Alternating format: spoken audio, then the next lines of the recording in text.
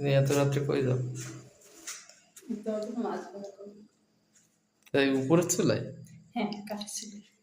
ও, তোমাকে ডাকতে আসছি, চলো আমার সঙ্গে। এত রাত্রে মাছ ভাজি খাবো? ছাদে যেতেও ভয় লাগতেছে, কাঠের চুলায় করবো। কেন, এখানে কি আছে?